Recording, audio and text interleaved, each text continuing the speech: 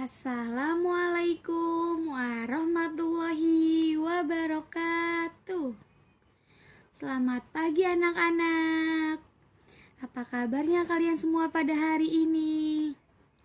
Miss harap kalian semua selalu dalam keadaan sehat walafiat. Amin.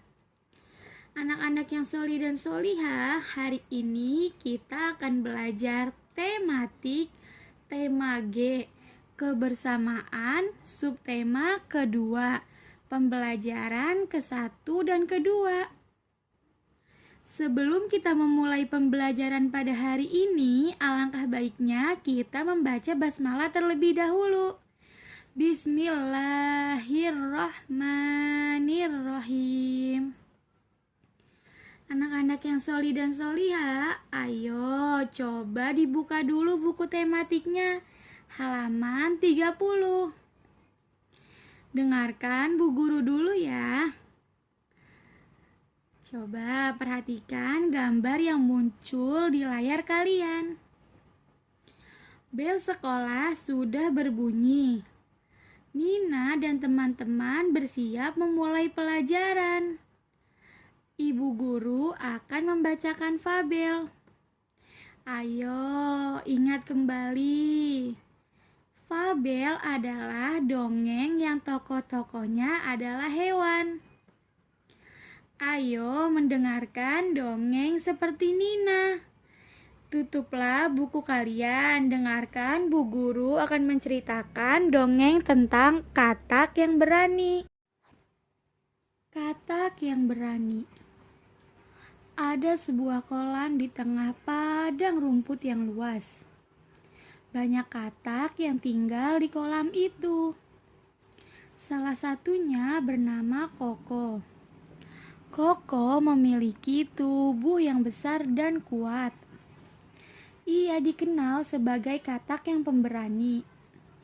Suatu hari, beberapa katak kecil sedang bermain di tepi kolam. Seekor sapi menghampiri kolam untuk minum. Tidak sengaja mereka terinjak oleh sapi. Katak-katak kecil melompat dan menjauh. Mereka ketakutan melihat tubuh sapi yang besar. Sapi tidak mendengar teriakan mereka dan tetap maju ke tepi kolam. Katak-katak itu pergi dan mengadu kepada Koko. Kita harus berani menghadapi sapi karena kolam ini rumah kita, kata Koko. Koko dan katak-katak kecil meloncat-loncat untuk menemui sapi. Dengan suaranya yang nyaring, Koko berteriak, "Hei sapi, kamu telah menginjak teman-temanku." Sapi menoleh pada Koko dan teman-temannya. "Maafkan aku, teman. Aku tidak melihat ada katak kecil di sekitar kolam. Aku berjanji akan lebih berhati-hati ketika berada di tempat yang baru." Koko dan teman-temannya memaafkan sapi. Kini mereka hidup berdampingan di sekitar kolam. Nah, setelah mendengarkan fabel yang tadi Miss bacakan, sekarang kita menjawab pertanyaan-pertanyaan ini bersama-sama ya. Yang pertama, di manakah Koko dan teman-temannya tinggal? Koko dan teman-temannya tinggal di kolam di tengah padang rumput yang luas. Yang kedua, apa yang membuat katak-katak kecil ketakutan? Yang membuat katak-katak kecil ketakutan adalah saat melihat tubuh sapi yang besar. Yang ketiga, apa sifat Koko yang perlu kita tiru? Pemberani. Sifat Koko yang harus kita tiru adalah pemberani. Yang keempat, bagaimana akhir dari cerita tersebut? Akhir dari cerita tersebut, Koko dan teman-temannya memaafkan sapi. Dan kini mereka hidup berdampingan di tepi kolam. Jangan lupa dicatat ya jawaban yang tadi kita telah jawab bersama-sama. Ayo berhitung. Nina belajar di kelas dengan tertib. Ia belajar tentang pecahan. Ayo mengingat kembali tentang pecahan. Pecahan merupakan bagian dari kesatuan. Setiap bagian sama besar. Perhatikan contoh berikut. Pecahan 1/2. Gambar dibagi menjadi 2 bagian sama besar. Maka setiap bagian menunjukkan pecahan 1/2. Bukan pecahan 1/2. Setiap gambar dibagi menjadi 2 bagian tidak sama besar. Maka setiap bagian gambar tidak menunjukkan pecahan 1/2. Perhatikan gambar berikut ini. Satu gambar dibagi menjadi 3 bagian sama besar. Bagian yang diwarnai hijau dapat dinyatakan dengan pecahan 1/3.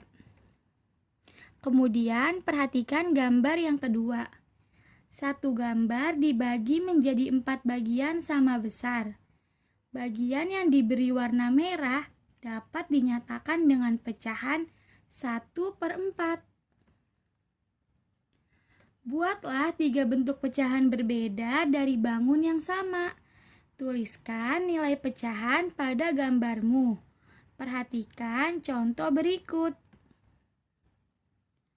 Nah, gambar yang pertama menunjukkan pecahan 1/2. Gambar yang kedua menunjukkan pecahan 1/3. Kemudian gambar yang ketiga menunjukkan pecahan 1/4. Ayo menari. Koko meloncat lincah di padang rumput. Ia meloncat ke sana kemari. Ayo menari dengan menirukan gerakan katak. Perhatikan gambar berikut ini. Berdirilah dengan kedua tangan di depan. Gerakan badan miring ke kanan, lalu meloncat jongkok. Gerakan badan miring ke kiri, lalu meloncat jongkok. Kemudian perhatikan gambar yang kedua. Berjongkoklah dengan tangan dibuka selebar bahu. Melompat ke depan sebanyak 2 kali. Setelah itu, berdiri dan goyangkan pinggul ke kanan dan ke kiri. Kemudian gambar yang terakhir. Meloncat maju dan mundur. Tangan digerakkan ke atas dan ke bawah. Ayo lakukan gerakan kepala, tangan, dan kaki seperti pada gambar. Kamu juga dapat menambahkan gerakan katak yang lainnya. Selamat mencoba. Ayo mengamati. Pada jam istirahat, siswa bermain bersama. Ada anak perempuan dan anak laki-laki. Perempuan disebut juga putri. Laki-laki disebut juga putra. Anak perempuan bermain petak umpet. Anak laki-laki bermain bola. Mereka bermain di lapangan sekolah. Berikut nama-nama siswa yang bermain. Ada Nina, Tony, Dika, Mary, Made, Indah, Joni, Lani, Deli, dan Arif. Tuliskan nama siswa yang bermain petak umpet. Tuliskan nama siswa yang bermain bola. Ayo membaca. Jam istirahat telah tiba. Nina membaca buku cerita di bangku depan kelas. Kali ini Nina membaca sebuah fabel yang berjudul Ulat Bulu dan Kupu-Kupu. Di sebuah taman, hiduplah seekor ulat bulu. Ia memiliki bulu yang lebat dan berwarna hitam. Ia tinggal di bawah pohon yang rindang daunnya. Dengan begitu, ia dapat memakan daun-daun itu dengan mudah. Suatu hari, seekor kupu-kupu terbang di taman. Ia melihat ulat bulu sedang memakan dedaunan. "Hei, ulat bulu, tubuhmu sudah gemuk. Bagaimana kamu bergerak dengan badan yang gemuk?" Ulat bulu menjawab, "Hai kupu-kupu yang cantik, aku makan agar tubuhku menjadi sehat. Nanti aku akan menjadi kupu-kupu yang cantik sepertimu." Beberapa hari kemudian, ulat bulu berubah menjadi kupu-kupu. Ia memiliki sayap yang indah. Kupu-kupu yang kemarin mengejeknya pun meminta maaf. "Maafkan aku, temanku. Aku tidak seharusnya mengolok-ngolokmu," kata si kupu-kupu menyesal. Ulat bulu yang telah menjadi kupu-kupu memaafkan temannya. Kini mereka berteman dan terbang bersama. Setelah mendengarkan fabel tentang ulat bulu dan kupu-kupu, ayo sekarang kita melengkapi kalimat berikut ini sesuai dengan alur cerita yang tadi ya. Yang pertama, ulat bulu memiliki bulu berwarna. Ya, betul sekali. Ulat bulu memiliki bulu berwarna hitam. Yang kedua, kupu-kupu sedang terbang di taman. Betul sekali. Yang ketiga, kupu-kupu memiliki sayap yang indah atau cantik. Betul sekali. Sayap kupu-kupu sangat indah. Pertanyaan yang keempat, kupu-kupu ulat bulu karena gemuk. Mengolok-ngolok. Kupu-kupu mengolok-ngolok ulat bulu karena memiliki badan yang gemuk. Kemudian yang kelima, akhirnya kupu-kupu kepada temannya. Betul sekali. Akhirnya kupu-kupu meminta maaf kepada temannya. Dari cerita yang kita baca tadi, kita dapat mengambil kesimpulan bahwa tidak boleh mengolok-ngolok orang lain. Kalaupun kita sudah terlanjur mengolok-ngoloknya, sebaiknya kita segera meminta maaf kepada orang tersebut ya nak. Dan ingat, jangan diulangi lagi. Kemudian yang terakhir yaitu tugas. Tugas pada pembelajaran hari ini mengerjakan latihan soal Ayo Berlatih pada halaman 39. Sekian pembelajaran pada hari ini, kurang lebihnya Miss ucapkan mohon maaf yang sebesar-besarnya. Sebelum kita mengakhiri pembelajaran pada hari ini, alangkah baiknya kita membaca hamdalah terlebih dahulu.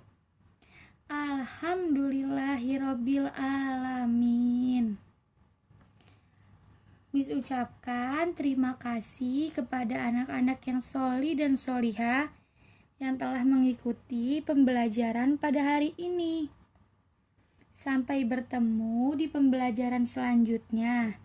Tetap semangat ya nak belajarnya walaupun masih dari rumah saja. Wassalamualaikum warahmatullahi wabarakatuh.